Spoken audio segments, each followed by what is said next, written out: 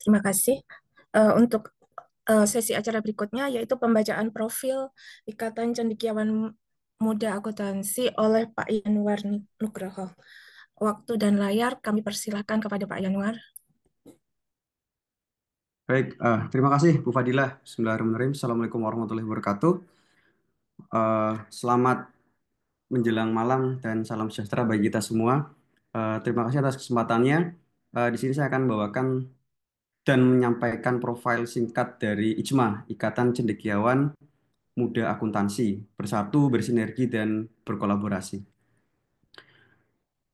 ICMA itu merupakan sebuah organisasi yang menghimpun para akademisi muda di bidang akuntansi di seluruh Indonesia sebagai komunitas yang berdedikasi untuk memajukan dunia akuntansi melalui pengembangan akademik, sekaligus menjadi wadah bagi cendekiawan muda untuk berbagi pengetahuan, memperkuat kompetensi, dan berkolaborasi dalam upaya meningkatkan kualitas pendidikan akuntansi di Indonesia. Sehingga Ijma hadir di tengah perkembangan pesat dan tantangan di bidang akuntansi modern, di mana peran akademisi menjadi sangat vital dalam meneliti, mengajar, bahkan hingga mengembangkan pendekatan baru yang relevan dalam kebutuhan industri dan masyarakat. Ijma sendiri eh, diawali pada tahun 2018, tepatnya di bulan April. Terjadi perbincangan sederhana beberapa dosen muda akuntansi yang selanjutnya eh, pada bulan Maret tahun 2021 muncullah gagasan untuk mendirikan IJMA menjadi suatu organisasi.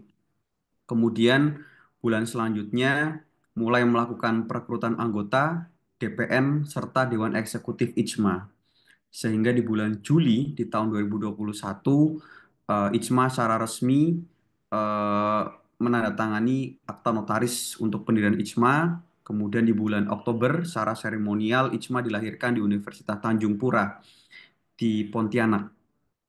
Kemudian di bulan Oktober tahun 2022, Dies yang pertama diselenggarakan di Universitas Pancasila Jakarta.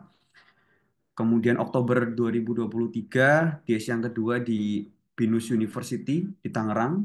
Dan yang terakhir kemarin di bulan Oktober tahun 2024, Dies yang ketiga diselenggarakan di UPN Yogyakarta. Visi dari IJMA adalah menjadi organisasi yang mampu mewujudkan generasi muda profesional dan kompeten di bidang akuntansi untuk mengembangkan ide dan inovasi terkini dalam melaksanakan Tridharma perguruan tinggi dan mampu melahirkan bibit unggul sebagai generasi penerus bangsa dalam membangun dan memajukan bangsa Indonesia.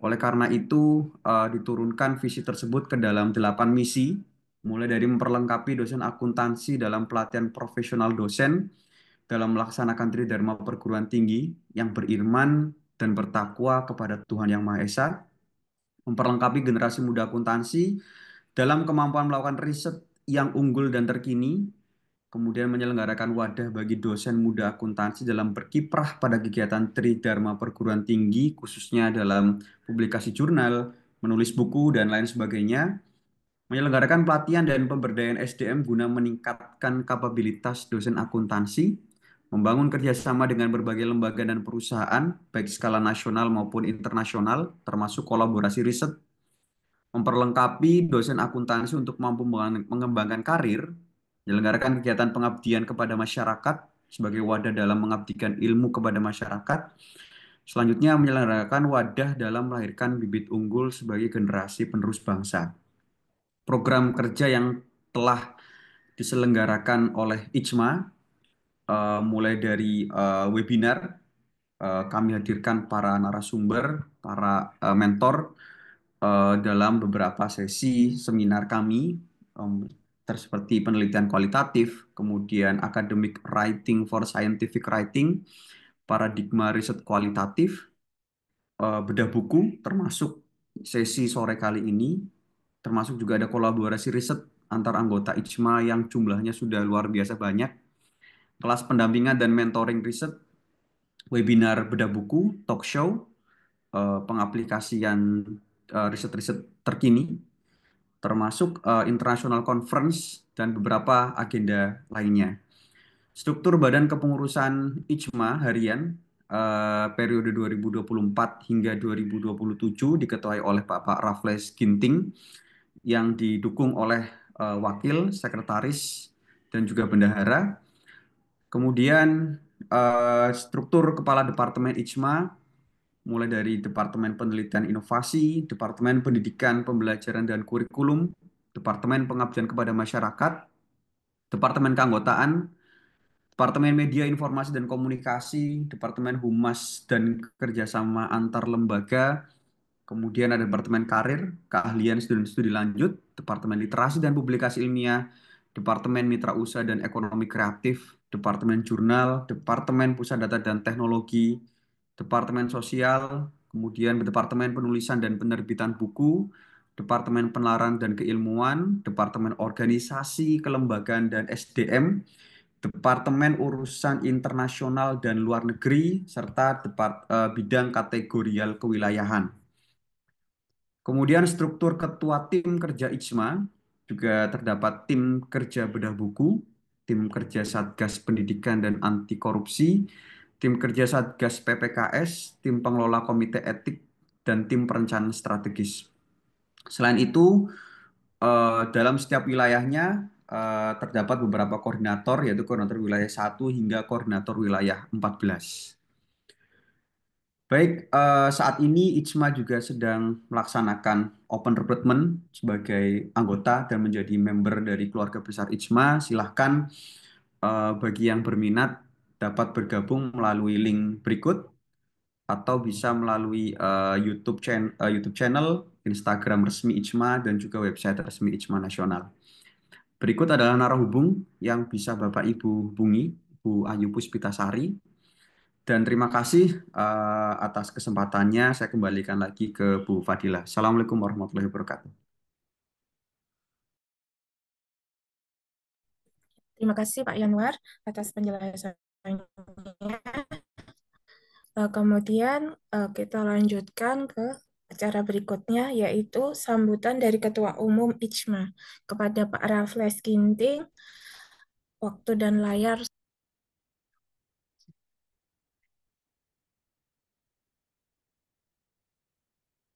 Ya, selamat malam Bapak Ibu yang terkasih. Pertama-tama marilah kita panjatkan puji dan syukur kehadirat Tuhan Yang Maha Esa atas berkat dan rahmatnya kita dapat berkumpul melalui media virtual Zoom pada hari ini Kamis 30 Januari 2025 untuk bersama-sama melaksanakan kegiatan bedah buku anggota ISMA. Ini kegiatan perdana dari tim kerja bedah buku. Terima kasih juga saya sampaikan kepada pembedah buku kita yang sangat luar biasa, kepada Prof. Ananta. Selamat malam, Prof.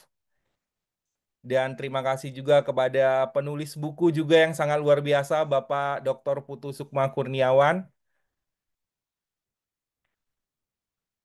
Dan terima kasih kepada seluruh panitia, secara khusus tim kerja bedah buku yang sudah bekerja mempersiapkan kegiatan ini kurang lebih 3 bulan ya. Sampai saat ini diluncurkanlah kegiatan perdana dari tim kerja bedah buku. Terima kasih juga kepada seluruh peserta, baik Bapak Ibu anggota ISMA maupun non-anggota ISMA yang sudah bersedia hadir untuk bersama-sama mendengarkan ya isi dari buku yang sudah ditulis oleh Bapak Dr. Putu Sukma Kurniawan yang nanti akan dibedah oleh Prof. Ananta. Jadi kita sama-sama mendengarkan ya buku yang ditulis oleh Bapak Dr. Putu Sukma. Kiranya buku ini nanti dapat bermanfaat ya bagi kita semua.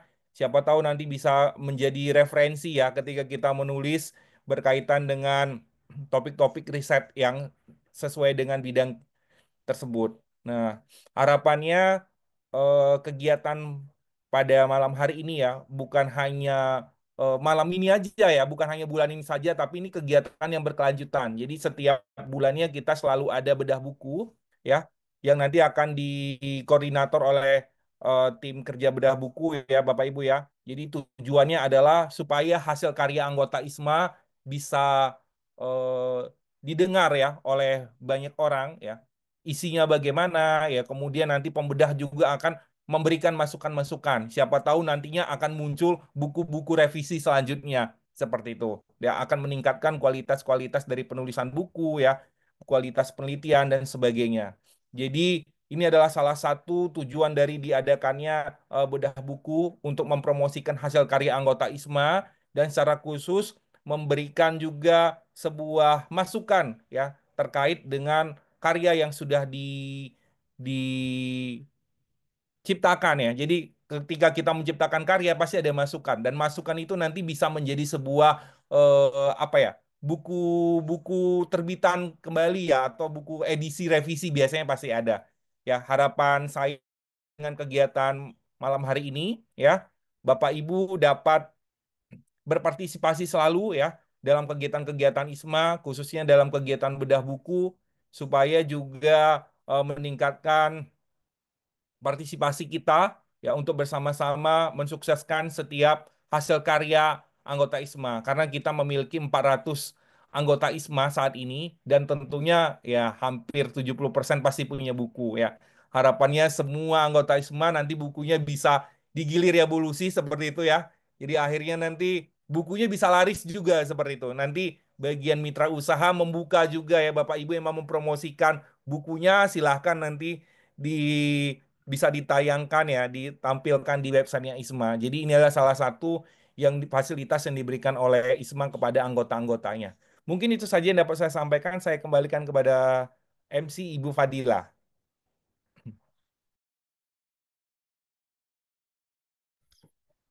Terima kasih Pak Raffles atas sambutannya. Langsung kita lanjut ke acara berikutnya, yaitu pembacaan doa oleh Pak Trijoko Sulistianto. Waktu dan layar saya persilahkan. Terima kasih, Ibu. Sebelumnya terdengar suara saya, Ibu? Ibu Fadilah. Baik, baik. Terima Dengar, kasih. Pak. Marilah sejenak kita berdoa kepada Tuhan Yang Maha Esa. Izinkan saya memimpin doa berdasarkan agama Islam dan bagi Bapak Ibu yang berbeda kepercayaan bisa menyesuaikan. Bismillahirrahmanirrahim. Alhamdulillahirabbil alamin. Wassalatu wassalamu ala asrofil anbiya'i wal mursalin. Sayyidina wa maulana Muhammadin wa ala alihi wa sahbihi ajma'in amma ba'du. Ya Allah yang Maha Pengasih lagi Maha Penyayang, puji dan syukur kami panjatkan kehadirat-Mu. Karena atas limpahan rahmat-Mu, pada malam ini kami dapat berkumpul untuk mengikuti webinar bedah buku Ikatan Cendekiawan Muda Akutan. Berikanlah perlindungan kepada kami, limpahkanlah barokah-Mu pada kegiatan ini, satukanlah hati kami dalam kebaikan yang saling mendukung dan menguatkan keharmonisan dalam berbagi ilmu, serta bimbinglah kami ke jalan yang Engkau ridhoi. Allahumma ini asaluka ilman nafi'an wa rizqan thayyiban wa amalan mutaqabbalan. Ya Allah yang Maha Mengetahui dan Maha Bijaksana, karuniakanlah kepada kami ilmu yang bermanfaat dan berikanlah kami kemudahan dan pemahaman selama mengikuti acara ini, agar kami semua menjadi manusia yang santun dalam moral, unggul dalam intelektual, dan memberikan manfaat bagi sekitar kita. Ya Allah, janganlah Engkau palingkan hati kami setelah Engkau beri petunjuk. Rahmatilah kami, ampunilah kami, sehatkanlah keluarga kami, dan mudahkanlah segala urusan kami. Berikanlah keberkahan bagi guru-guru kami, orang tua kami, keluarga, dan anak didik kami. Rabbana zalamna anfusana wa illam taghfir lana wa tarhamna lanakunanna minal khasirin. Rabbana hab lana min azwajina qurrata a'yun waj'alna muttaqina imama. Rabbana atina fid dunya hasanah wa fil akhirati hasanah wa qina adzabannar. Subhana rabbika rabbil izzati amma yasifun. Wassalamun ala mursalin. Walhamdulillahi rabbil alamin. Sekian saya kembalikan kepada Ibu Dila. Fadila. Terima kasih Pak Joko Sama-sama. atas sambutannya. Oke. Lanjut ke acara berikutnya, yaitu dokumentasi. Eh, Mbak Bunga sebagai operator, apakah bisa membantu? Mungkin kasih kode kayak gitu untuk Ya, Mbak pengambilan. Fadila, monggo dihitung aja. Oke, oke. Bisa satu layar ya, Mbak? Ya, 2 layar. Oke, saya kasih kode ya untuk yang layar pertama. Monggo, 1, 2, 3. Sudah? Yang layar kedua bisa dimulai, Mbak? Bisa? Oke, untuk layar kedua, tolong tahan ya semuanya. 1, 2, 3. Oke, sudah. Oke. Terima kasih untuk atas kerjasamanya. Lanjut ke acara utama, yaitu acara bedah buku malam ini. Sebelumnya, eh, kit- eh, saya akan perkenalkan moderator kita malam ini, yaitu Bu Sekar Akrom. Beliau adalah salah satu dosen di Fakultas Ekonomi dan maaf ya, sebentar saya agak lupa nih. Dari Universitas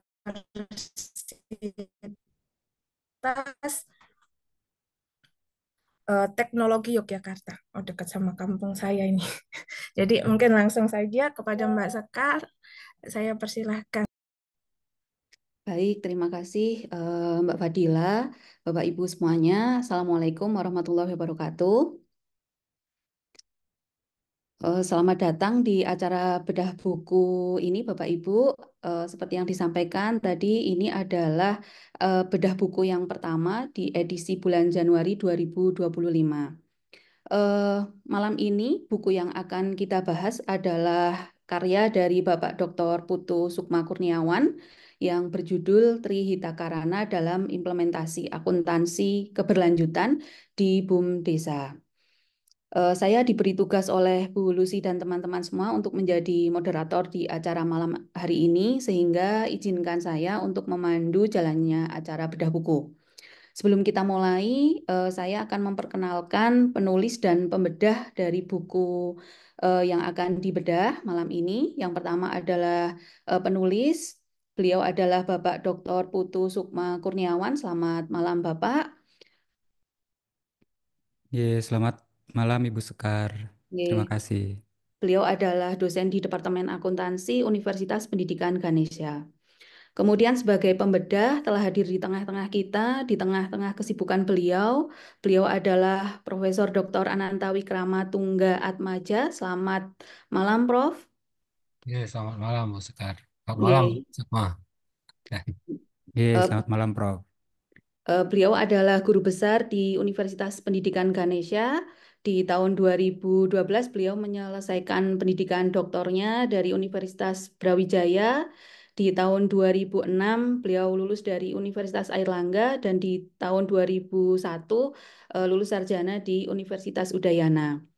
Beberapa karyanya telah dipublikasikan di jurnal internasional bereputasi dan beliau juga telah menghasilkan beberapa karya baik itu buku maupun book chapter, dan kalau kita lihat salah satunya juga tentang Trihita Karana.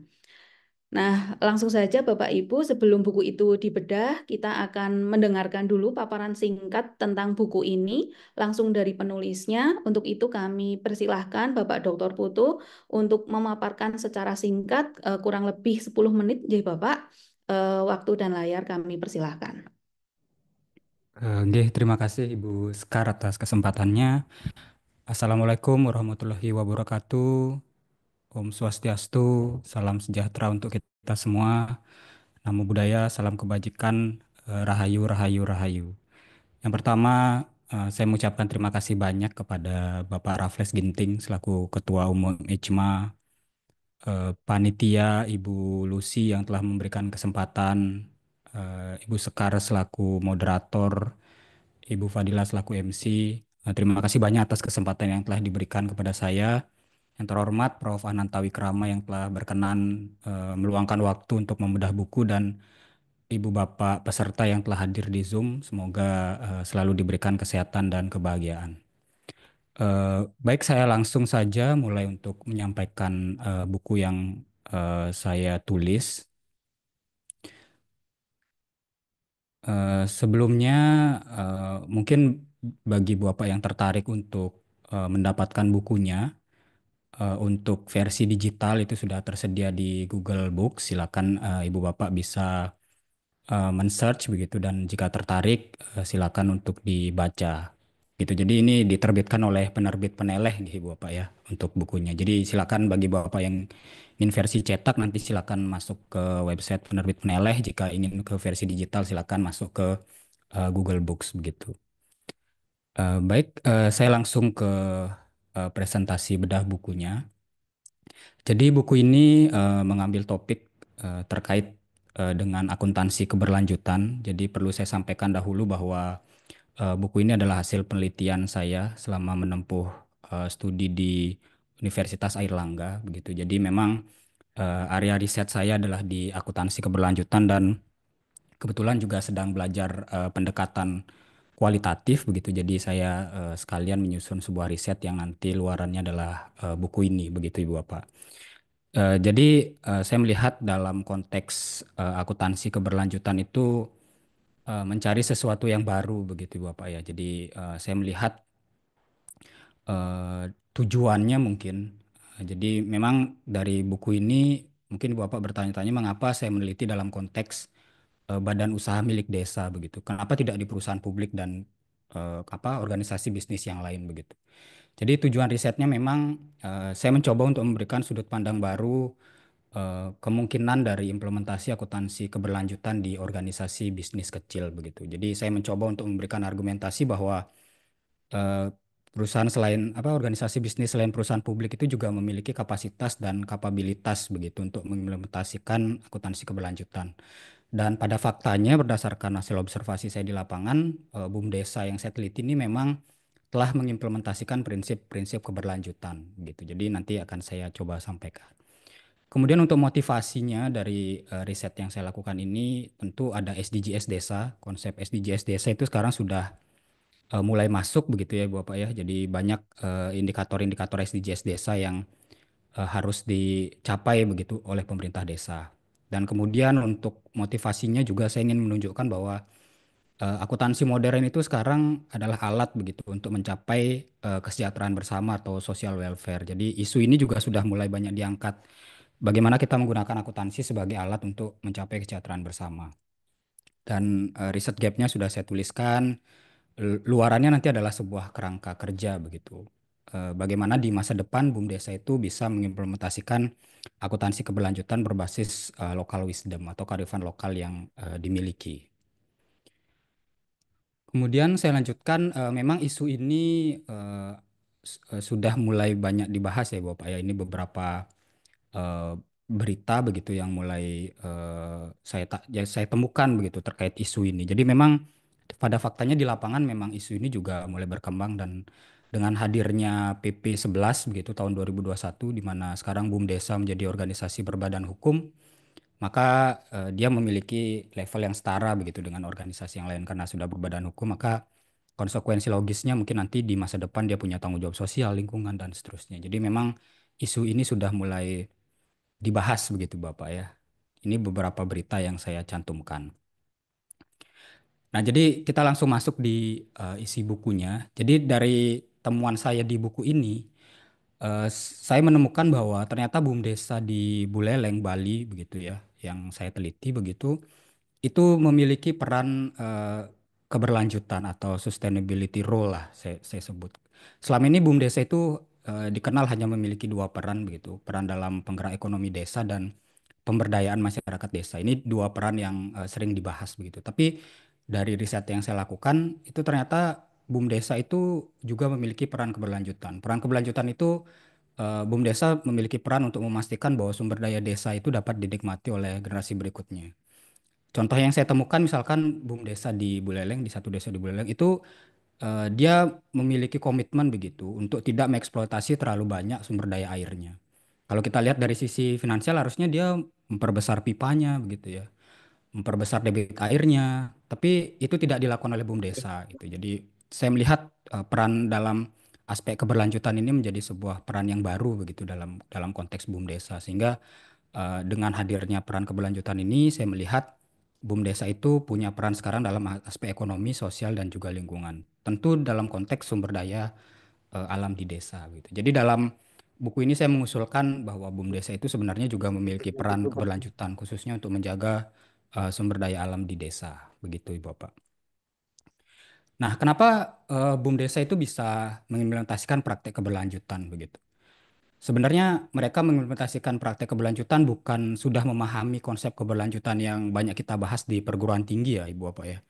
Jadi manajemen BUMDesa itu tidak paham sustainability, tidak paham terkait kajian-kajian akademis begitu ya. Nah, kenapa mereka melakukan praktek berlanjutan? Ada empat unsur begitu, empat temuan yang membantu itu, mendukung itu. Pertama adalah ikatan emosional. Jadi saya melihat mengapa mereka menerapkan prinsip berlanjutan karena manajemen BUMDesa itu adalah orang desa semua begitu. Mereka lahir, tumbuh, besar di desa dan desa itu adalah ruang hidup mereka begitu. Jadi ketika mereka mengambil sebuah keputusan bisnis itu akan mengingat bahwa itu adalah ruang hidup mereka. Tentu ikatan emosional ini yang tidak dimiliki oleh perusahaan publik begitu ya Bapak ya. Anggapannya misalkan perusahaan publik pertambangan gitu. Kantor pusatnya di Jakarta, sedangkan wilayah pertambangannya ada di Kalimantan begitu. Jadi manajemennya tidak ada ikatan emosional dengan ruang yang ditambang begitu ya. Tidak ada ikatan emosional bahwa oh nanti saya hidup di sana gitu. Nah, jadi eh, saya di proposi saya misalkan saya mengusulkan bahwa organisasi bisnis ketika dia akan mengimplementasikan akuntansi keberlanjutan, dia harus punya ikatan emosional dengan sumber daya alam yang dieksploitasi begitu. Nah, ini yang saya temukan. Jadi kenapa BUMDesa itu menerapkan prinsip berlanjutan karena dia punya ikatan emosional antara manajemen dengan ruang hidupnya begitu. Kemudian yang kedua ada kontrak sosial. Sosial kontrak ini tentu antara manajemen dengan masyarakat begitu ya. Jadi kontrak sosial itu dalam konteks ini misalkan di Bali ada kontrak adat begitu, kontrak yang tidak tertulis, ada apa namanya sanksi adat begitu yang akan dilakukan misalkan ketika BUMDesanya menghasilkan limbah, tidak mengelola sumber daya alam dengan baik, melakukan pelanggaran, tidak membayar gaji misalkan. Nah, jadi ada kontrak sosial. Sosial kontrak itulah yang saya sebut juga BUMDesa itu mungkin Ibu Bapak ada mengenal istilah nexus of contract ya, bahwa BUMDesa itu juga adalah kumpulan kontrak begitu. Tapi kontraknya lebih kompleks karena ada kontrak sosial yang tidak tertulis begitu. Nah, itulah yang juga turut mendukung kenapa BUMDesa itu bisa menrealisasikan praktek keberlanjutan. Yang kedua tentu kearifan lokal. Nah, kenapa mereka mengimplementasikan prinsip keberlanjutan? Karena ada kearifan lokal di sana. Yang saya lihat tentu adalah Trita Karana, Ibu, Pak ya. Jadi mereka tidak memahami prinsip keberlanjutan yang kita pahami di universitas begitu. Di artikel-artikel itu kan banyak dibahas keberlanjutan. Nah, mereka tidak memahami itu gitu. Tapi mereka mengimplementasikan praktek keberlanjutan karena memahami kearifan lokal. Nah, salah satunya Trita Karana. Sehingga dalam konsep ini begitu kerangka kerja konseptualnya saya susun dengan Trita Karana. Dan terakhir tentu adalah komitmen manajemen saya lihat di sini Bapak ya. Jadi manajemennya memiliki komitmen begitu untuk tidak mengeksploitasi sumber daya alam terlalu besar.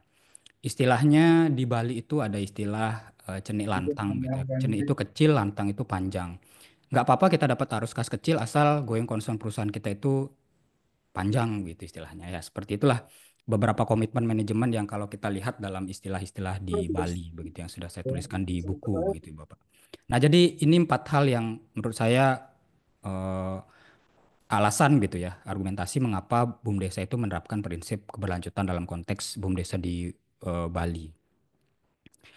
Nah, kalau kita lihat praktek akuntansi keberlanjutan ini sebenarnya sudah dilakukan di BUMDesa yang saya teliti. Misalkan dalam dimensi ekonomi mereka sudah ada distribusi hasil usaha. Nah, ini distribusi hasil usahanya tidak hanya kepada desa tapi juga kepada pemangku kepentingan di desa seperti subak gitu, kepada kelompok tani, kepada kelompok wisata, kepada generasi muda dan seterusnya. Kemudian dari dimensi sosial mereka sudah menganggarkan dana sosial, kemudian sudah ada kesetaraan gender, sudah punya mekanisme anti fraud, sudah punya fokus pada kesejahteraan karyawan dan seterusnya. Hanya memang dalam dimensi lingkungan saya belum temukan ya Ibu Pak ya. Jadi mungkin belum ada kesempatan untuk menggunakan energi terbarukan, belum punya investasi dalam alat pengolahan limbah. Nah, ini yang belum saya temukan. Jadi memang akuntansi keberlanjutannya sudah diterapkan gitu. Tapi sebenarnya mereka tidak menyadari bahwa itu adalah akuntansi keberlanjutan begitu Ibu Bapak. Nah, jadi dalam konteks ini saya mengombinasikan begitu antara Trita Karana, teori legitimasi dan teori pemangku kepentingan begitu. Karena Trita Karana itu kan kebahagiaan ya Ibu Bapak ya, 3 penyebab kebahagiaan gitu. Jadi ketika nanti BUMDesa itu menerapkan prinsip berlanjutan, maka harapannya legitimasi organisasi akan semakin kuat begitu. Nanti BUMDesa mendapat banyak dukungan dari pemangku kepentingannya sehingga terjalin hubungan yang baik dan terciptalah harmoni begitu. Jadi logikanya sederhananya seperti itu. Jadi ketika legitimasi perusahaan kuat, dia akan dapat dukungan dari pemangku kepentingan sehingga terjadilah harmoni dalam ekosistem dari BUMDesa dengan implementasi dari akuntansi keberlanjutan.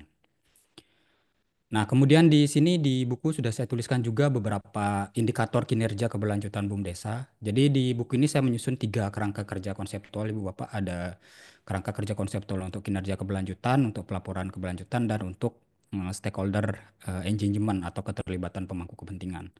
Beberapa indikator yang ditulis di sini itu sebenarnya sudah diterapkan pada BUMDesa, tapi mereka tidak menyadari bahwa itu bagian dari potensi keberlanjutan. Misalkan sudah ada mekanisme anti fraud, sudah ada kesetaraan gender misalkan. Kemudian mereka sudah membuat survei terkait kepuasan karyawan. Nah, dalam buku ini juga saya mencoba untuk memberikan kritik bahwa sudah sepantasnya kita menilai BUMDesa tidak hanya dari kinerja finansial saja, tapi kinerja sosial dan kinerja lingkungan juga harus kita perhatikan. Karena itu juga adalah bagian dari kinerja komprehensif sebuah organisasi. Nah, kemudian di sini juga saya hubungkan antara indikator kinerja dengan SDGs desa. Karena saya berpendapat bahwa BUMDesa itu juga memiliki peran untuk mencapai indikator SDGs desa. Karena pencapaian indikator SDGs desa itu kan bersifat inklusif ya Ibu Bapak ya. Semua pihak itu eh, memiliki peran begitu, tidak hanya pemerintah desa. Jadi saya mencoba untuk memberikan argumentasi bahwa ketika BUMDesa itu menerapkan akuntansi keberlanjutan, ada kinerja sosial, kinerja lingkungan, kinerja ekonomi, maka itu sebenarnya sudah upaya begitu untuk membantu mencapai SDGs desa gitu Ibu Bapak.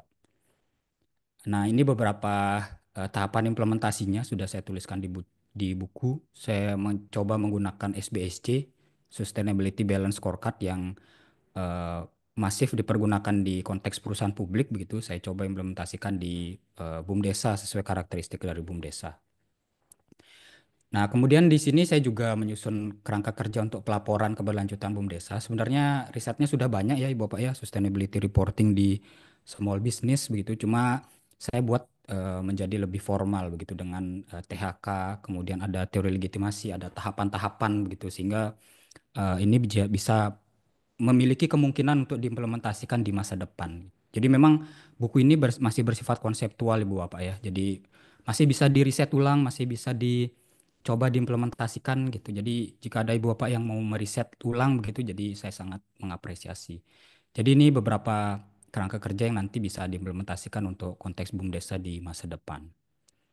Kemudian di sini juga ada kerangka kerja untuk keterlibatan pemangku kepentingan, karena saya berpendapat bahwa implementasi sustainability accounting di BUMDesa ini bukan hanya tugas dari manajemen, tapi ada key stakeholders begitu yang punya peran dalam proses implementasi di masa depan begitu. Jadi ini konsep dari perusahaan publik kan banyak pemangku kepentingan begitu yang terlibat ya Ibu Bapak ya. Jadi saya mencoba menyusunkan bagaimana agar setiap pemangku kepentingan itu bisa terlibat dalam proses implementasi akuntansi keberlanjutan di BUMDesa begitu di masa depan. Ini adalah kerangka kerja komprehensifnya. Ini beberapa gabungan saja sih sebenarnya Ibu Bapak ya. Ini adalah 3 yang saya susunkan. Dasarnya adalah konsep THK, SDGs, kemudian Ibu Bapak yang mungkin risetnya di sustainability accounting ada mungkin memahami SASB framework ya, Sustainability Accounting Standard Board framework itu juga saya pergunakan. Kemudian untuk teori ada legitimasi dan pemangku kepentingan. Karena tujuannya kan harmoni Bu Bapak ya. Di bagian bawah ini saya tulis meningkatkan hubungan itu kan membangun harmoni begitu ya antara BUMDesa dengan pemangku kepentingan begitu. Nah, kemudian untuk riset berikutnya itu saya mengidentifikasi hambatan dan tantangan begitu dari internal dan eksternal. Mungkin ada Ibu Bapak yang mau meriset lanjutan, silakan nanti bisa dipergunakan sebagai dasar kira-kira apa yang bisa digali dari hambatan dan tantangan dari eksternal dan internal. Ini saya dapatkan dari hasil observasi, wawancara, dan analisa dokumen begitu. Dan untuk tindak lanjutnya, ini beberapa saran yang bisa saya berikan kepada pemangku kepentingan begitu. Misalkan mendorong manajemen BUMDesa untuk menyusun laporan keberlanjutan sederhana, kemudian memperbaiki sistem pengukuran kinerja yang saat ini masih lebih banyak berfokus pada finansial gitu. Nah, kita bisa melihat kinerja sosial dan lingkungan dari BUMDesa, kemudian nanti masih untuk di buku ini masih bersifat kualitatif Ibu Bapak ya. Nanti Ibu Bapak bisa menyusun riset misalkan mengkuantifikasikan kinerja sosial lingkungan itu sehingga dapat skor. Nah, itu bisa bisa juga menjadi riset lanjutan dari sini begitu. Jadi ini beberapa rekomendasi lah dari saya kepada pemangku kepentingan begitu. Demikian Ibu Sekar presentasi singkat saya. Saya berharap buku ini dapat bermanfaat, memberikan sudut pandang baru untuk Ibu Bapak dan juga menjadi ide begitu untuk riset lanjutan begitu. Demikian Ibu Sekar presentasi saya. Terima kasih banyak atas kesempatannya. Oke, terima kasih Ibu. Terima kasih Pak Putu atas paparannya. Sudah cukup memberikan banyak gambaran dari isi buku ini. Selanjutnya kita akan dengarkan secara seksama uraian dari pembedah yang akan mengelaborasikan isi buku ini, yang nantinya harapannya bisa memberikan wawasan dan memperkaya pemahaman kita semua. Monggo kami persilahkan Prof. Ananta untuk memberikan uraiannya, ulasannya kurang lebih 30 menit. Monggo Prof, kami persilahkan. Terima kasih Bu Sekar ya. Selamat malam saya ucapkan kepada Bu Sekar, Pak Sukma, dan Bapak Ibu lainnya ya yang bisa hadir dalam kesempatan kali ini. Jadi mudah-mudahan pertemuan ini bisa bermanfaat gitu. Jadi ya kita diskusi saja karena terus terang eh, buku ini kan sudah dipersiapkan sedemikian lama sehingga apa yang saya tampilkan di sini itu ya lebih kepada aspek diskusi saja gitu ya. Karena kebetulan saya dan Pak Sukma juga bertim ya mengajar mata kuliah etika bisnis perspektif Trita Karana gitu. Jadi memang perguruan tinggi kami itu memiliki visi dan misi Trita Karana gitu. Nah, ini seringkali menjadi apa ya? Seringkali menjadi pertanyaan gitu ya. Ketika eh, perguruan tinggi kami atau prodi itu diakreditasi gitu. Bagaimana perwujudan visi dan misi ini ke dalam proses pembelajaran gitu ya. Nah, kemudian di awal-awal itu eh, kita selalu menyatakan bahwa itu dimasukkan ke dalam kurikulum gitu. Jadi ada hidden gitu yang masuk ke setiap kurikulum. Nah, itu kemudian menimbulkan pertanyaan lanjutan. Pada bagian mana di RPS itu ada kan begitu selalu. Nah, itu kemudian kita menjadi kelabakan gitu. Nah, setelah itu muncullah kemudian ide untuk memunculkan mata kuliah THK Trita Karana sebagai mata kuliah umum dan kemudian di pasca menempuh langkah yang lebih lanjut yakni selain ada mata kuliah THK juga harus diimplementasikan ke dalam masing-masing mata kuliah dalam bentuk satu mata kuliah khusus gitu. Mata kuliah yang ada di prodi yang kemudian eh, dimasuki oleh mengimplementasikan pembelajaran atau materi Trita Karana ini. Nah, itulah yang kemudian membuat saya eh, kemudian berpikir bahwa mata kuliah apa di akuntansi yang paling cocok kan gitu.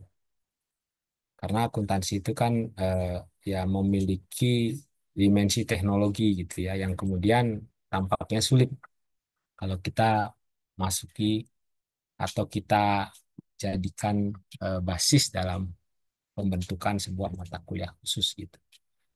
Sehingga kemudian yang kita pilih adalah mata kuliah etika bisnis gitu. Etika bisnis dan profesi. Karena bagaimanapun juga itu memberikan landasan etis, nah sehingga kemudian bisa dimasuki oleh aspek filosofis Trita Karana itu. Makanya muncullah mata kuliah Etika Bisnis dan Profesi Perspektif Trita Karana gitu. Ada juga bukunya, saya tempat susun. Itulah yang kemudian memberikan aplikasi dari Trihita Karana dalam konteks penguatan etika profesi dan bisnis kita yang kemudian diajarkan di Prodi S2 Akuntansi. Nah, sehingga memang ketika kita bicara Trihita Karana ini, ya kita bicara tentang aspek filosofis yang dimiliki oleh masyarakat Bali gitu. Tapi meskipun demikian, langkah awal untuk memahami ideologi ini, terutama ketika mendiskusikannya dengan orang yang tidak memiliki latar budaya Bali atau bukan beragama Hindu, haruslah kemudian mencari persamaannya gitu. Jadi kita harus yakinkan terlebih dahulu bahwa ideologi ini sebenarnya ada dalam setiap agama, dalam setiap kebudayaan gitu. Dan memang harmoni itu adalah basis dari berbagai kebudayaan Timur gitu. Kalau kita mempelajari filsafat Timur gitu, yang bersumber dari Cina atau India atau bahkan Arab gitu, itu harmoni itu adalah unsur utama gitu, yang kemudian harus diupayakan untuk bisa diwujudkan dalam setiap masyarakat gitu. Nah, kebetulan saya mendapatkan kesempatan untuk mengajar di Prodi S3 Ilmu Pendidikan pada mata kuliah eh, pendidikan humanistik atau humanistic education gitu. Itu mahasiswanya berasal dari Cina kebetulan gitu. Nah, ternyata memang benar apa yang kita pelajari di sini memang eh, ada di masyarakat Cina gitu. Jadi harmoni itu merupakan sesuatu yang diidealkan dalam masyarakat Cina gitu. Nah, sehingga diskusi itu menjadi bisa kemudian menjadi pembuktian bagi kita bahwa nilai-nilai Trita Karana itu sebenarnya bersifat universal. Nah, itu yang pertama kali harus kita pahami sehingga ketika bicara Trita Karana itu sebenarnya menyangkut hal-hal yang bersifat universal. Nah, untuk mendiskusikan buku ini sebenarnya saya sudah membuat PowerPoint singkat ya, yang ini tujuannya hanya untuk memacu diskusi saja, bukan sesuatu yang kemudian apa namanya eh, ingin menyampaikan apa yang menjadi eh, keunggulan atau kelemahan secara spesifik gitu, tapi ini merupakan bahan diskusi saja, karena saya percaya bahwa setiap pertemuan kita ini sebenarnya intinya adalah sama-sama belajar kan gitu ya. Jadi saya pun banyak mendapatkan eh, apa namanya hal yang kemudian menjadi perenungan bagi saya gitu. Seperti saya ingat dulu di pertemuan sebelumnya ya, kurang lebih 2 minggu yang lalu kalau nggak salah atau minggu yang lalu ya, itu saya menyampaikan bahwa masa depan akuntansi itu adalah kajian yang bersifat multi perspektif kan gitu ya. Nah, mungkin ada yang sempat ikut gitu. Nah, itu kemudian mendapatkan apa namanya challenge gitu ya dari peserta yang justru itu menghilangkan akuntansinya kan begitu. Kalau semua multi perspektif nanti akuntansinya jadi hilang. Saya tidak bermaksudkan seperti itu karena ini sebenarnya kita bicara multi perspektif tentu saja memberikan tambahan pemahaman pengetahuan bagi akuntansi core keilmuan kita sehingga kita bisa memberikan pemaknaan yang lebih kuat gitu ya, pemaknaan yang lebih kompleks terhadap sebuah fenomena akuntansi. Tapi tentu saja akuntansi sebagai eh, teknologi, akuntansi sebagai hasil informasi, akuntansi untuk kebutuhan manajerial dan seterusnya itu tetap harus kita pegang teguh. Namun tambahan-tambahan inilah sebenarnya yang membuat akuntansi itu semakin kaya gitu ya. Akuntansi itu semakin kaya. Nah, apa yang disampaikan oleh Pak Sukma, Pak Putu Sukma ini adalah salah satu perwujudan dari kajian akuntansi multi perspektif itu gitu.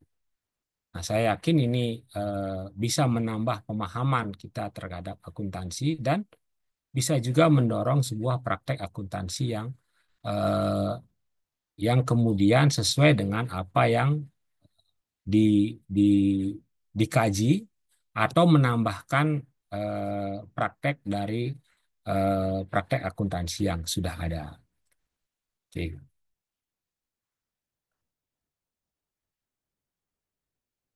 Oke. Nah, sudah terlihat ya. Sudah, Prof. Nah, ini eh, yang saya buat secara apa ya, mungkin sederhana gitu ya. Ini terkait dengan identitas buku ya. Jadi eh, judul kan gitu. Kemudian penulis, kebetulan ini adalah disertasi dari Pak Putu ya,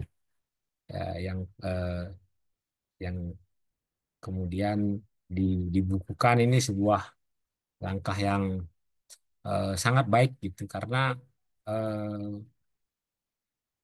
penerbitan disertasi atau tesis atau karya penelitian dalam bentuk buku itu merupakan sebuah upaya untuk mendiseminasi pengetahuan gitu, sehingga khalayak yang lebih luas bisa membaca dan mengkritisi, mengembangkan karya tersebut. Jadi tidak hanya menjadi sebuah koleksi atau bagian dari repositori semata gitu. Dan ini merupakan langkah yang perlu kita tiru sebenarnya gitu. Jadi kita selain eh, bisa meraih predikat atau gelar eh, pendidikan, juga sekaligus kita bisa eh, menghasilkan karya yang bisa dinikmati oleh khalayak yang lebih luas. Dan juga ada kebanggaan gitu ya. Jadi ketika beliau pulang dari UNER, saya adalah salah satu orang yang mendapatkan kehormatan untuk mendapatkan buku itu secara langsung. Yang bahkan Pak Sukma sendiri kayaknya nggak punya bukunya, sudah habis. Gitu ya. Ini terbit di tahun 2024 oleh penerbit Peneleh. Jadi sinopsisnya tidak akan saya bahas lagi ya karena sudah dibahas dengan lengkap tadi oleh penulisnya sendiri gitu ya. Nah, yang akan saya diskusikan adalah terkait dengan hal-hal berikut ini. Jadi ini memberikan alternatif pemahaman bagaimana ideologi bekerja dalam masyarakat. Nah, ini yang sering kali kita lupakan ya dalam praktek akuntansi gitu.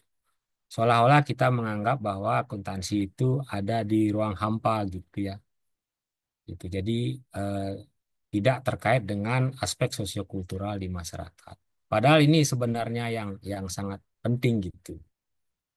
Karena saya juga mengajar beberapa mata kuliah di eh, prodi pendidikan sosiologi ya dulu ya. Bahkan menghasilkan satu buku judulnya Sosiologi Korupsi gitu. Tampak jelas bahwa praktek korupsi itu adalah praktek yang tidak semata-mata bisa diselesaikan dengan eh, melalui perbaikan sistem gitu, misalnya sistem akuntansi atau pengawasan, pengendalian dan seterusnya gitu. Jadi perlu dipahami dimensi sosiokultural yang menyebabkan orang melakukan korupsi sehingga ketika orang memberantasnya aspek sosiokultural itu turut diperhatikan gitu. Nah, ini kemudian menjadikan karya-karya seperti ini menjadi sangat penting gitu. Jadi ketika kita bicara soal akuntansi keberlanjutan gitu misalnya, hal-hal yang menjadi dimensi sosiokultural itu penting kemudian untuk dikaji. Bagi pemahaman yang lebih mendetail, pemahaman yang lebih holistik, ataupun praktek yang lebih tepat guna gitu ya. Nah, kadang-kala kan kita punya praktek yang mengawang-awang, sorry, yang kadang-kala tidak terkoneksi dengan apa yang ada di lapangan sebenarnya gitu. Nah, buku ini yang sebenarnya bisa menjadi jembatan itu. Nah, tentu saja seperti yang sudah saya sampaikan tadi bahwa apa yang disampaikan oleh Pak Putu tadi itu jangan semata-mata dilihat sebagai praktek keakuntansian yang ada di Bali gitu. Karena sebenarnya apa yang beliau tampilkan itu memiliki nilai-nilai yang bersifat universal. Nah, inilah yang perlu kemudian digali gitu.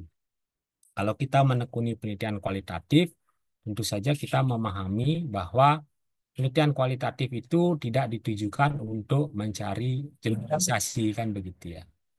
Tapi sebenarnya lebih mencari pemahaman-pemahaman dalam lokasi maupun waktu tertentu di sini saat ini gitu ya, yang kalau kemudian dikumpulkan bisa menjadi sebuah mozaik yang kemudian tidak saja indah, namun bisa memberikan pemahaman yang lebih luas sebenarnya.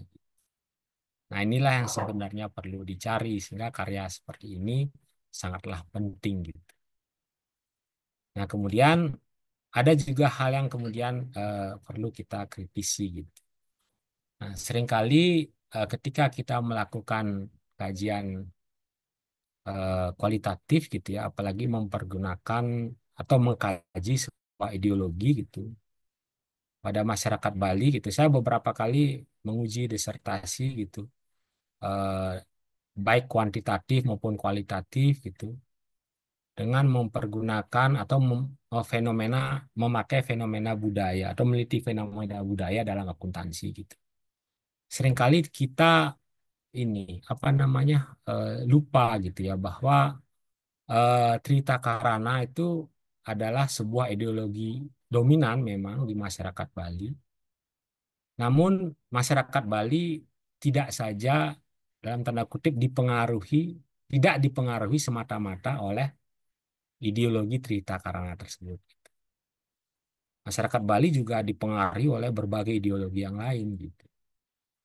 Sebagai contoh, ketika kita sebagai eh, bagian dari Indonesia gitu, tentu saja mengakui dan eh, menganut ideologi Pancasila misalnya. Ini merupakan sesuatu yang hidup juga di masyarakat gitu.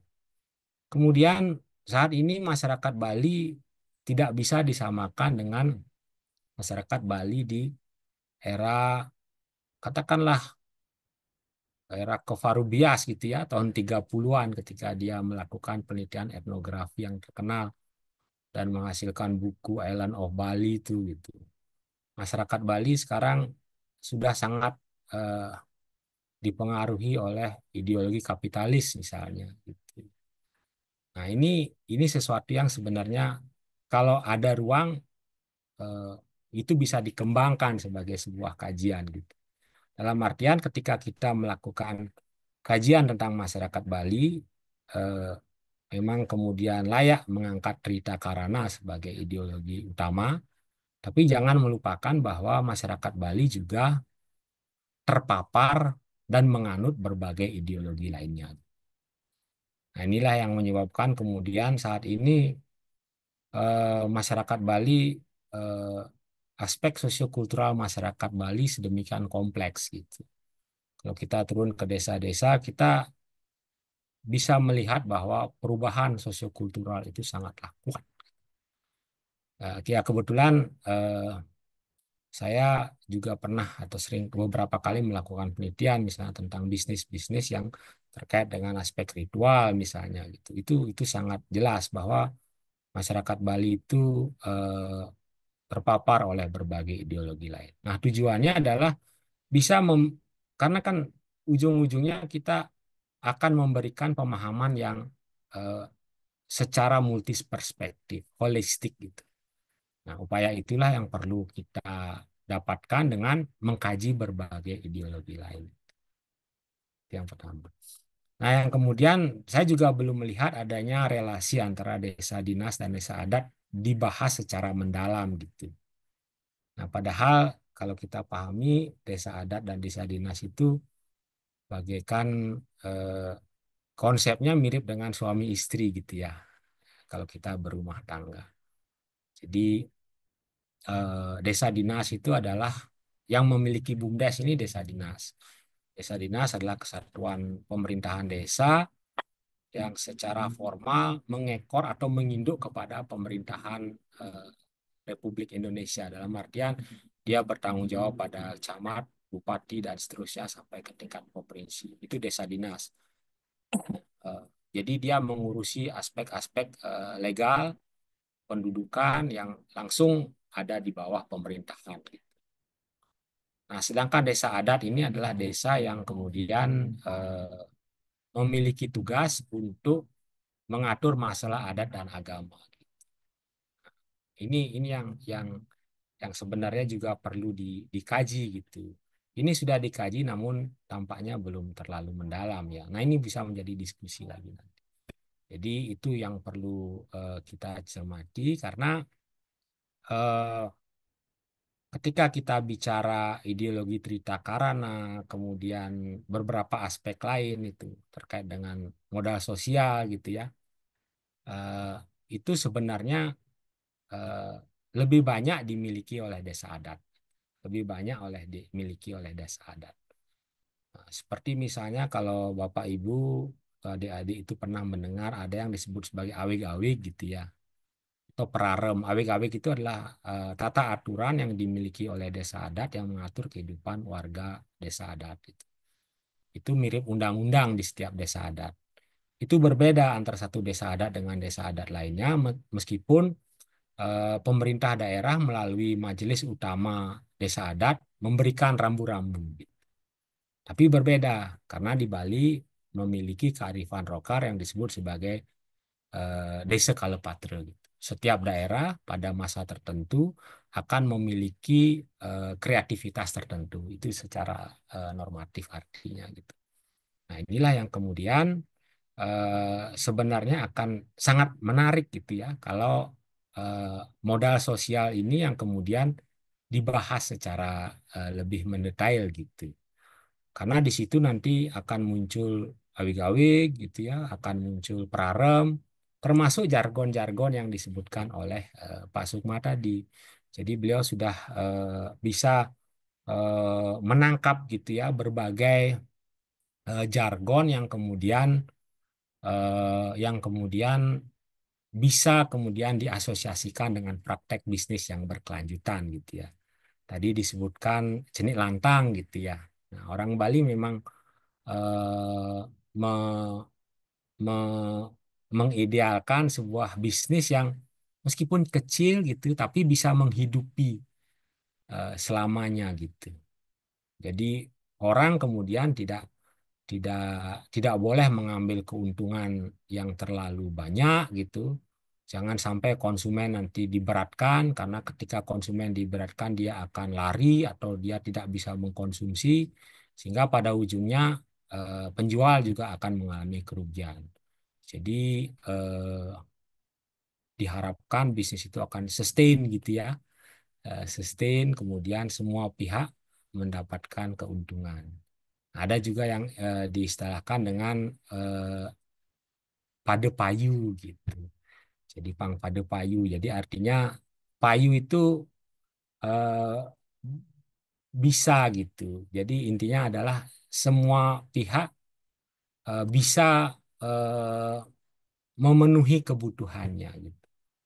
Penjual bisa menjual produknya, pembeli bisa membeli sesuai dengan kebutuhannya gitu.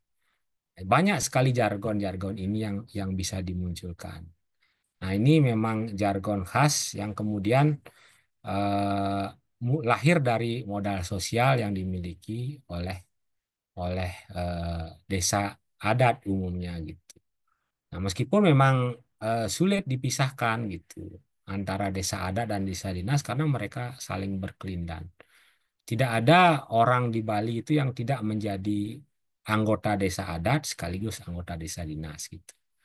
Meskipun misalnya dia tinggal di luar daerah, tapi dia pasti memiliki kaitan atau menjadi anggota dari sebuah desa adat di mana dia berasal dan nantinya akan dikubur gitu atau diaben gitu ya dalam konteks masyarakat Bali. Sehingga memisahkan antara desa adat dan desa dinas ini dalam prakteknya itu sulit untuk dilakukan. Nah, oleh sebab itu perlu nanti untuk dipertimbangkan kalau akan ada penelitian selanjutnya terkait dengan hal seperti dengan topik seperti ini, mengikut sertakan kajian tentang desa dinas sebagai bagian yang tidak bisa dipisahkan dari praktek bisnis BUM desa itu sendiri gitu. Nah, itu adalah beberapa hal yang bisa saya sampaikan ya dalam diskusi singkat kali ini.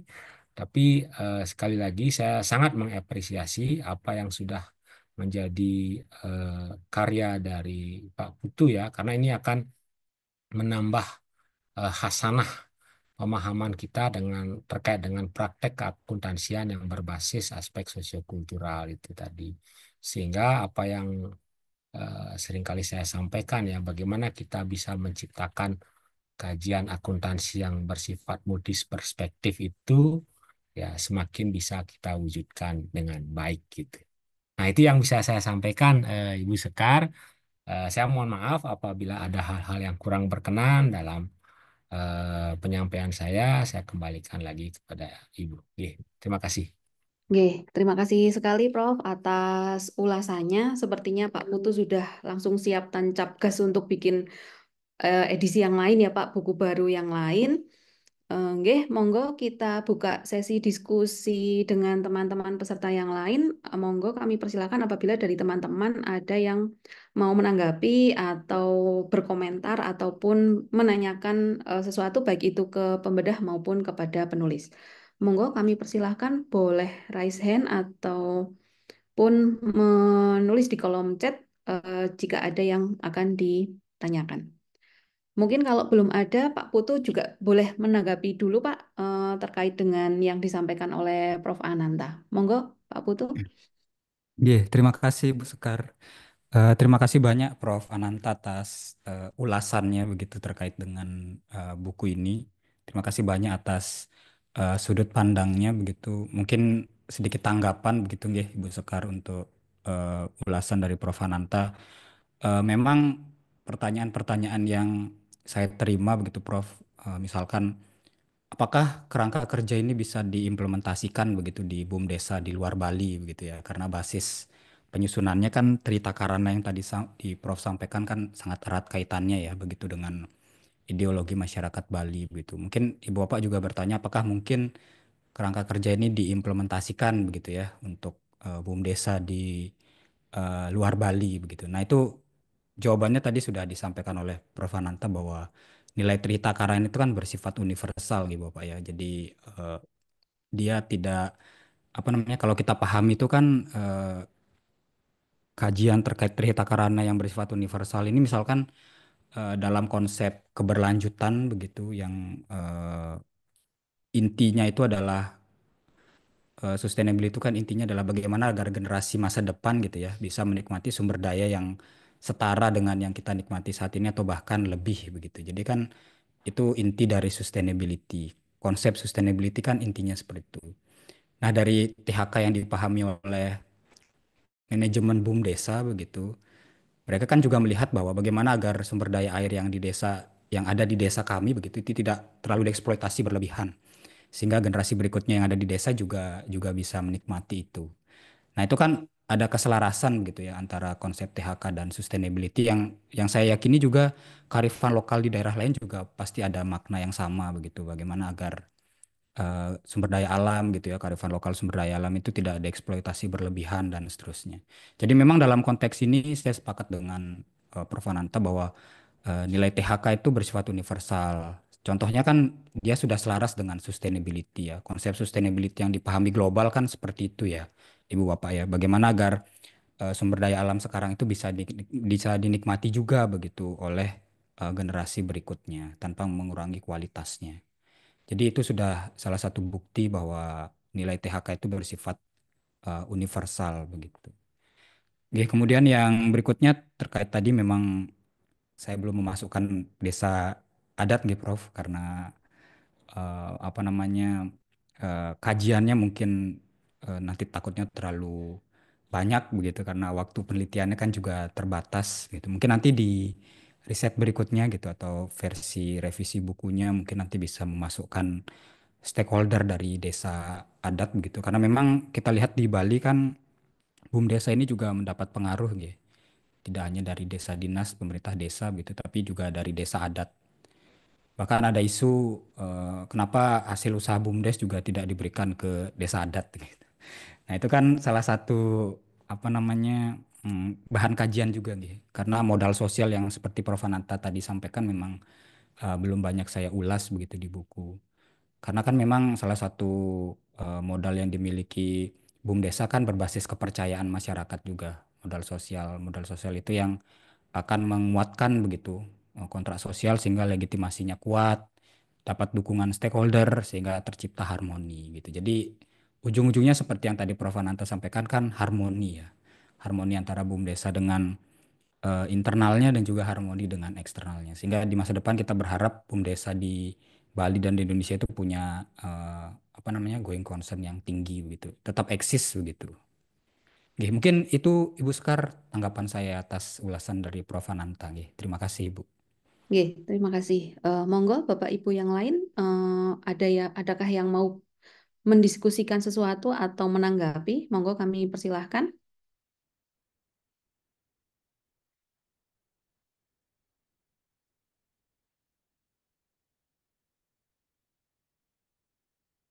Apakah ada? Izin Bu Sekar. Boleh beli, silahkan beli Ferry. Ya, mohon maaf saya lagi di jalan nih. Saya mengikuti tadi pembahasan dari Pak Putu Sukma sama Prof. Ananta. Kebetulan saya lihat pesertanya ini banyak rekan-rekan yang banyak saya kenal juga. Selamat malam semuanya. Dan beliau-beliau ini juga Bu Sekar, Prof. Ananta, Pak Putu, beliau ada senior saya. Saya banyak belajar dari beliau-beliau sehingga eh, ada kurangnya satu, Bu Sekar, Pak Putu Sukma. Saya kok nak dikasih bukunya, Pak? Bukunya saya belum dikasih, jadi saya apresiasi sekali karena memang kalau kita membahas tentang akuntansi hanya sebagai praktek teknis itu skop keilmuannya itu nanti takutnya tidak bisa berkembang ke depan sehingga seperti kata Prof. Ananta tadi perlu adanya para pejuang-pejuang yang multi perspektif ini agar kasanah ilmu akuntansi itu ke depannya menjadi lebih beragam gitu sehingga kebermanfaatan ilmu akuntansi ini lebih lebih luas. Jadi bukan hanya untuk si kapitalis itu tapi lebih ada aspek sosial budayanya dan masyarakat lebih luas. Nah, dengan buku ini harapannya memang apa istilahnya menjadi inspirasi bagi saya pribadi juga nanti sama teman-teman yang lain agar terus mengembangkan ilmu akuntansi menjadi yang lebih multi perspektif gitu. Mungkin itu Bu Sekar, tapi pesan saya satu itu tadi bukunya Pak Sukma nanti saya minta cetak ulang walaupun sudah habis Pak. Oke, oke, siap. Selamat malam teman-teman semuanya. Oke, terima kasih beli. Oke, Pak Putu, monggo bisa dicatat waiting listnya siapa-siapa tadi yang sudah request buku. Nanti barangkali ada dicetak ulang nanti salah satunya beli Ferry ini yang sudah mengantri.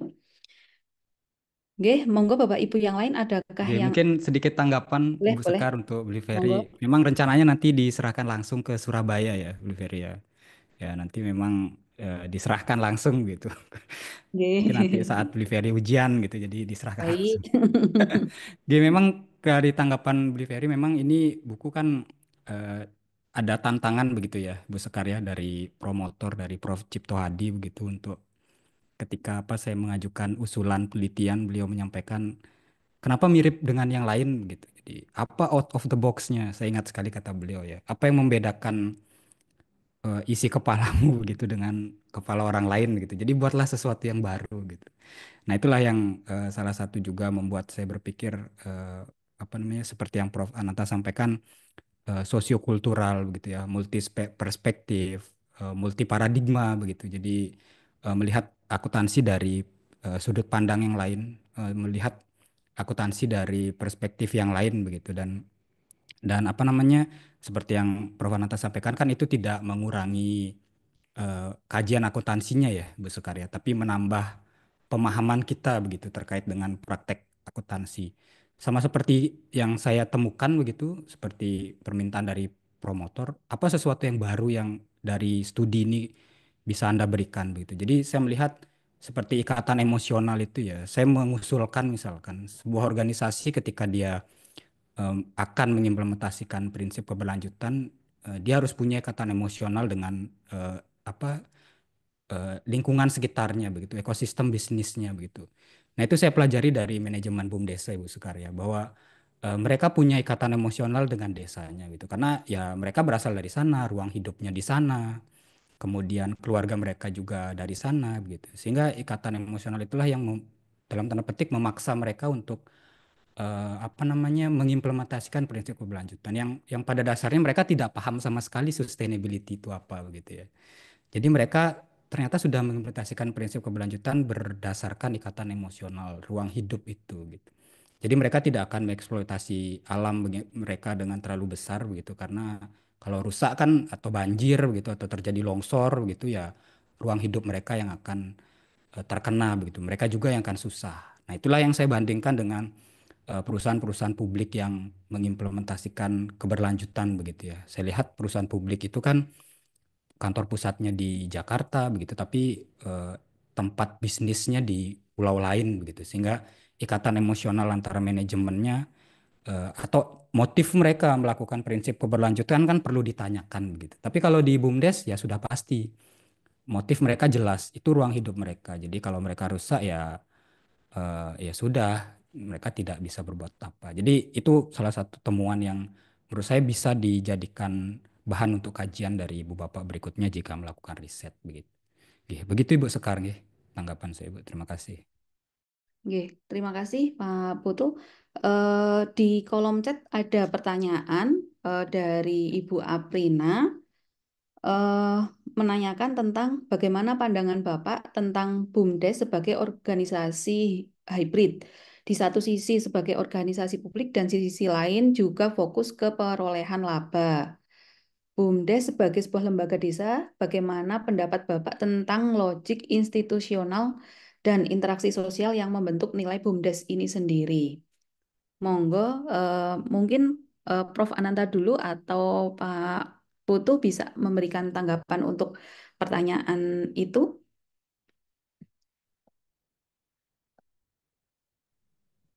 Ya, silakan Pak Putu. Terima kasih Prof. Mungkin saya yang pertama nanti Prof Ananta bisa eh, apa memberikan tambahan juga.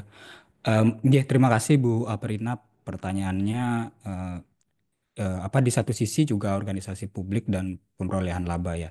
Memang benar sekali Bu, selama ini diskusi kita di peran BUM desa itu terpaku pada dua peran ya Bu ya. Pertama adalah untuk PAD desa begitu. Kita tahu kan salah satu sumber pendapatan desa kan dari hasil usaha BUM desa, selain dari dana desa, alokasi dana desa dan seterusnya. Jadi memang di sini kita lihat eh, peran dari BUM desa yang krusial adalah sektor dari finansial begitu ya. Jadi kinerja BUM desa selama ini selalu dilihat dari tren laba mereka dan seterusnya. Tapi di satu sisi diskusi juga bilang bahwa peran BUM desa itu juga dalam konteks pemberdayaan masyarakat desa ya Bu ya. Bagaimana BUM desa itu ada agar misalkan literasi keuangan masyarakat itu meningkat.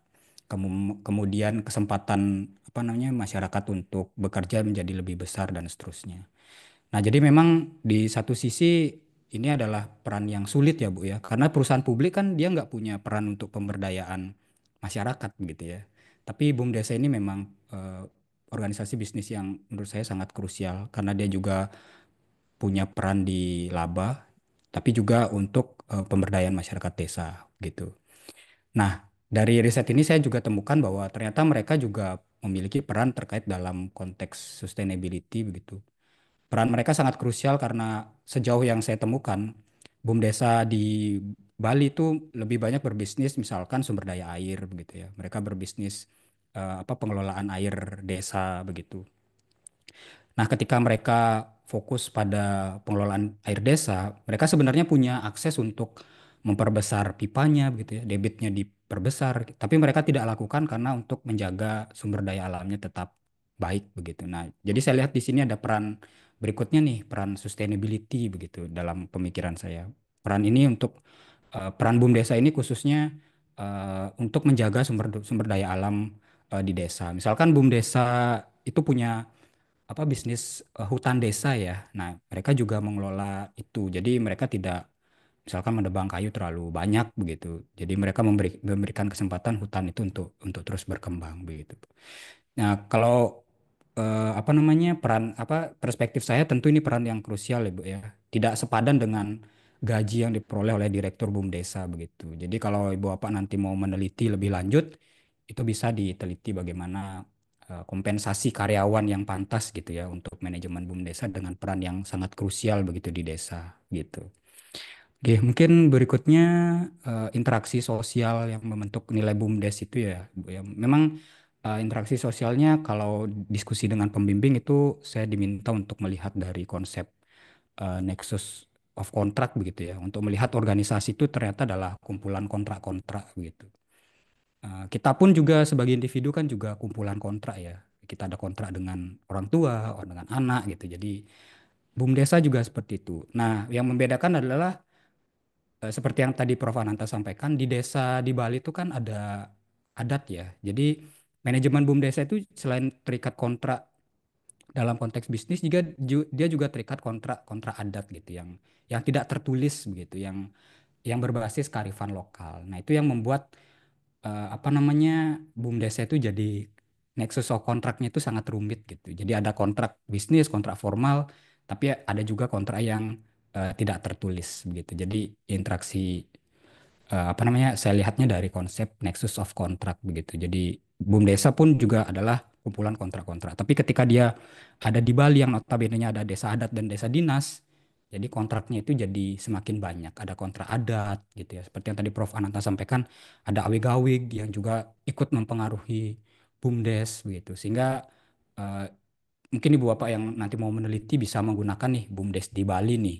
Kalau mau meneliti terkait kontrak organisasi gitu ya, atau membuat sebuah konsep baru terkait kontrak-kontrak organisasi gitu. Nah, itu bisa menggunakan BUMDes di Bali gitu. Karena eh, apa namanya kompleksitas antara desa adat dan desa dinas begitu. Oke. Oke, mungkin itu Ibu Sekar tanggapan saya terkait pertanyaan Bu Aprina. Semoga bisa memberikan jawaban yang memuaskan, Bu. Oke, terima kasih. Oke, terima kasih Pak. Monggo Prof. Jika ada tambahan, monggo. Oke, terima kasih Ibu Sekar. Jadi saya sependapat juga dengan Pak Sukma ya. Eh, Malah saya melihat kebetulan gini, saya tahun lalu tahun 2024 ini meneliti tentang penelitian kecil ya tentang sinergi desa adat dan desa dinas ya dalam pengelolaan BUMDesa gitu. Nah, ini sebuah pola sinergi yang menarik ya karena saya juga melihat nah ini mungkin bisa menjadi catatan juga ya kalau terkait dengan relasi desa adat dan desa dinas. Karena sebenarnya desa adat itu juga memiliki unit-unit bisnis gitu. Nah, ini yang juga cukup menarik ya kalau di desa itu. Jadi eh, kalau di desa adat itu memiliki apa yang disebut sebagai lembaga perkeritan desa gitu. Lembaga perkeritan desa ini adalah sebuah institusi keuangan yang dibentuk berdasarkan perda gitu. Perda di tahun 86 ketika gubernurnya Prof. Mantre gitu. Jadi beliau menyadari bahwa desa adat itu harus memiliki sumber daya material gitu. Nah, bagaimana caranya membentuk lembaga perkeritan desa? Banyak kemudian lembaga perkeritan desa yang maju dan berkembang. Meskipun tidak dipungkiri juga banyak yang apa namanya bangkrut gitu ya karena pengelolaan yang tidak proper. Nah, kemudian eh, muncullah kemudian BUMDesa ini gitu. Nah, pada beberapa aspek gitu, seringkali kemudian desa adat dan desa dinas ini dalam tanda kutip bersaing gitu. Ketika kemudian mereka menjadi sebuah lembaga bisnis yang semata-mata bertujuan untuk profit. Nah, ini saya sepakat dengan Pak Sukma ya. Fungsi sosial itu haruslah menjadi sesuatu yang penting juga untuk difikirkan gitu. Karena kalau tidak, nah itu tadi bisa terjadi persaingan ini. Jadi eh, sebagaimana contoh misalnya ketika ketika desa dinas ketika desa adat memiliki LPD, desa dinas kemudian membuat juga BUMDesa dengan unit simpan pinjam gitu. Nah, ini seringkali kemudian dalam tanda kutip menimbulkan riak-riak kecil di desa gitu. Jadi ini sesuatu yang cukup menarik juga gitu. Nah, yang kemudian menyebabkan LPD itu agak agak sulit melawan ya dalam tanda kutip, secara bisnis maksud saya. Jadi secara bisnis karena desa ini mendapatkan suntikan pendanaan dari pemerintah gitu, yang sifatnya memang resmi secara organisatoris masuk ke desa gitu. Nah, inilah yang kemudian menyebabkan di beberapa tempat terjadi persaingan yang ya meskipun belum menjadi sebuah persaingan yang terbuka, tapi diakui atau tidak itu ada gitu. Terutama pada unit-unit bisnis yang bersinggungan gitu. Nah, kemudian saya melihat kondisi yang berbeda di sebuah desa, desa Dencari namanya ya. Wah, ada sinergi itu gitu. Jadi ternyata desa adat dan desa dinas ini mampu bersinergi gitu dalam melaksanakan aktivitas bisnis. Desa dinas yang memiliki unit bisnis yang lebih awal itu kemudian bisa bekerja sama gitu. Meskipun mereka sama-sama memiliki unit bisnis simpan pinjam misalnya, namun mereka membagi membagi kualitas dan nasabah gitu. Jadi mereka bisa menciptakan sebuah sistem kerja di mana mereka tidak saling saling dalam tanda kutip memakan gitu. Kemudian mereka juga sering melakukan kerjasama. Misalnya ada sebidang tanah gitu yang kemudian dimiliki oleh desa adat. Karena dia tidak memiliki pendanaan, maka desa dinas kemudian mendirikan pasar di situ. Nah, pengelolaannya dibagi dua gitu. Nah, hal-hal seperti ini yang kemudian menjadikan praktek sinergi itu menjadi menarik gitu. Nah, ini sebenarnya perlu dikelola gitu. Apabila kedua kedua hal ini tidak kemudian bisa dikelola dengan baik, bukannya tidak mungkin pada satu titik akan terjadi konflik gitu. Nah, ini mungkin apa namanya perlu kajian lagi, tapi bisa jadi karena secara teoretik kan ketika berebut di ranah yang sama dengan bisnis yang sama, boleh jadi pada satu titik itu akan ini apa namanya terjadi konflik dalam perebutan sumber daya. Nah, ini tentu saja tidak kita harapkan gitu. Nah, makanya dimensi pelayanan itu seperti yang disampaikan oleh Pak Sukma itu menjadi sesuatu yang sangat penting untuk dikedepankan gitu. Meskipun keduanya itu bertujuan untuk mencari laba gitu ya, tapi pelayanan adalah sesuatu yang nomor satu. Harmoni dalam konteks ideologi Trita Karana itu adalah sesuatu yang perlu dikedepankan gitu. Sehingga ketika mereka berbisnis, mereka kemudian tidak berkonflik, bahkan bisa bersinergi seperti yang saya sampaikan tadi. Nah, itu tambahan dari saya, Sekar. Mudah-mudahan bermanfaat. Oke, terima kasih sekali Prof atas tambahannya. Mungkin kalau sudah tidak ada lagi tanggapan ataupun diskusi dari teman-teman, sesi ini bisa kita akhiri ya Bapak Ibu. Kami atas nama panitia mengucapkan apresiasi dan terima kasih yang sebesar-besarnya kepada Prof atas waktu yang diberikan, kesempatan baik ini. Kami sangat berterima kasih. Semoga nanti akan ada sesi-sesi lain kita bisa berdiskusi lebih banyak lagi Prof tentang banyak hal tentang akuntansi utamanya. Terima kasih juga kami ucapkan kepada Bapak Sukma atas waktunya yang sudah memaparkan bukunya. Kami tunggu bukunya juga yang nanti versi cetak. Nanti teman-teman banyak yang waiting list ini sepertinya. Satu hal Bapak Ibu yang bisa saya melihat dari sudut pandang lain, ternyata yang ada di sekitar kita kalau kita pelajari lebih dalam, kita kulik lebih dalam, ternyata bisa menjadi topik yang sebegitu menarik, sebegitu kompleks yang kadang-kadang kita lupakan karena kadang-kadang kita hanya melihat sisi yang di luar sana yang kita tidak berinteraksi langsung, tetapi yang di sekitar kita ternyata sebegitu menarik. Oke, itu saja Bapak Ibu dari saya. Kurang lebihnya kami mohon maaf. Terima kasih atas partisipasinya teman-teman semua. Kami tunggu karya-karya teman-teman agar bisa kita bedah di dalam acara bedah buku semacam ini. Oke, waktu kami kembalikan ke Mbak Fadila. Terima kasih. Assalamualaikum warahmatullahi wabarakatuh. Terima kasih Mbak Sekar atas dan terima kasih kepada Pak Sukma dan eh, Ananta atas waktu dan yang telah diberikan. Eh, karena acara sudah selesai, kita akhiri saja. eh, kita akhiri acara untuk malam ini. Terima kasih semuanya. Kepada para peserta, silakan mengisi link presensi yang telah disediakan di chat, dan apabila menginginkan sertifikat, monggo mengikuti prosedur yang sudah diinfokan di chat gitu.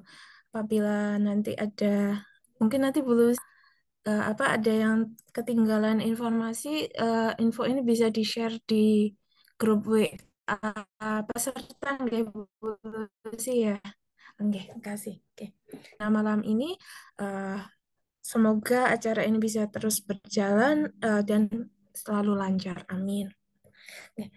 Selamat malam semuanya. Saya tutup.